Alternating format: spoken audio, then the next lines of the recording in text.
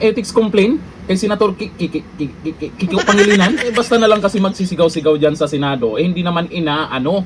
O eto, nilecturan pa siya ni Senador Robin Padilla. At hindi lang pala isang beses ito ginawa ni Senator Pangilinan. At meron din siyang ibang mga sinisigawan-sigawan dyan. Nako, bastos ba yan? O eto, panoorin natin si Senator Robin Padilla. Nilecturan ang isa sa matagal ng senador dyan. Ito, ang video. Muli po akong humingi ng pagkakataon na makapagsalita ukol dito upang ipaalala at bigyang diin ang ating mga alituntunin dito sa Senado. Naniniwala po ako na mahalagang mapanatili natin ang respeto, paggalang at kaayusan sa bawat pagdinig at talakayan. Ayon po sa ating rules, ang sabi po dyan, Section 93, Rule number 34, Unparliamentary Acts and Language. Ang sabi po dyan, acts and language which offend a senator or any public institution shall be deemed unparliamentary. Sa wikang Pilipino, ang mga kilos, analitang nakakasama ng loob sa isang senador o alinmang pampublikong institusyon ay itinuturing na hindi naaayon sa kagandahang asal ng parlamentaryo. Malinaw po na sutuntunin na ito ng Senado na anumang kilos at pananalitang nakakasama ng loob sa isang senador o sa alinmang pagpampublikong institusyon ay hindi katanggap-tanggap. Bilang sanggunian, ipapakita ko po sa inyo ang isang video ni Senador Kiko Pangilinan kung saan makikita ang isang mainit na palitan sa pagitan niya at ng isa pang nating senador at ngayon ay Senate President bilang halimbawa ng kontekstong aking tinutukoy. Pwede mo ba sabihin sa anak mo, anak, pag mali sila, gumawa ka na rin ng mali. Anak, okay lang mangbastos kasi mas bastos sila eh. Anak, okay lang magbully kasi mas bully sila. Ako, hindi ko sasabihin yon. Ako, sasabihin ko, At hindi yun ang sinasabi. hindi, yun ang sinasabi mo, Mr. President, and I'm No, not yet Mr. finished. President. Of Kasi course you said, tama We si beg to Tariela. disagree, Mr. Mr. President, I'm not yet finished. No? Well, we beg to So, disagree. Mr. President, this is the question. The resolution, Ayun po, nakita po natin na napakagandang halimbawa na ilang beses pong gustong magsalita ni Senator Kiko Pangilinan na hindi dumaan sa tamang procedure na hindi binanggit ang Mr. President. Pumapasok po siya sa usapan, ngunit naging magalang ang Senator Alan Peter Cayetano sa mabuting pananalita. Sinabi po niyang, I'm not finished. Kahapon po, nakita po natin ang pangbubulyaw ng ating kasama. Ang sabi po nila, tayo daw po ay balat sibuyas. Hindi po yan pagiging balat sibuyas.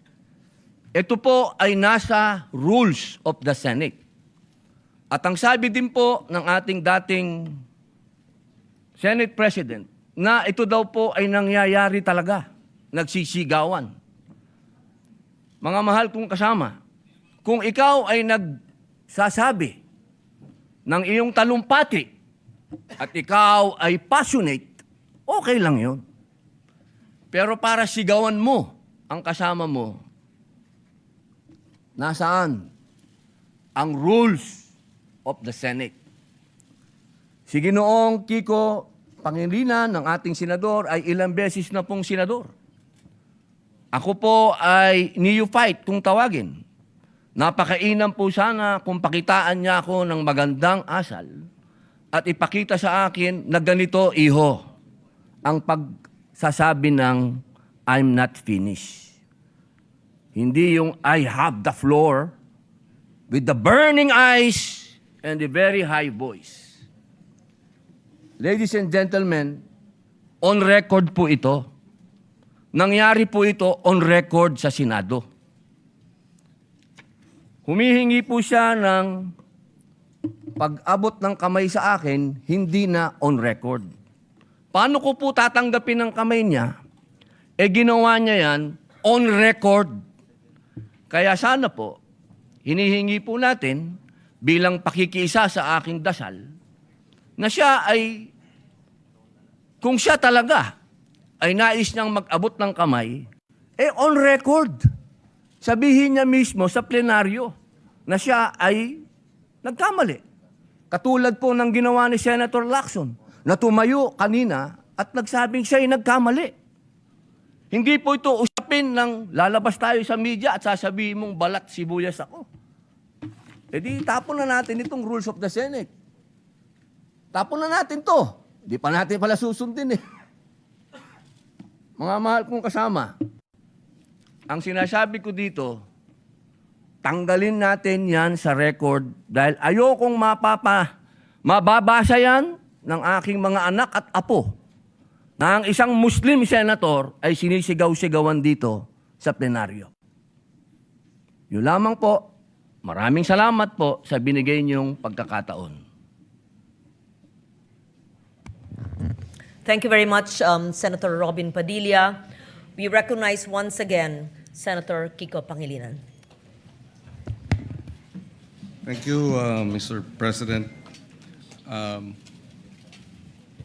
Mr. President, ang suggestion ko ay dahil napanood ko kagabi sa balita na nais pong magsampa ng ethics case laban sa atin na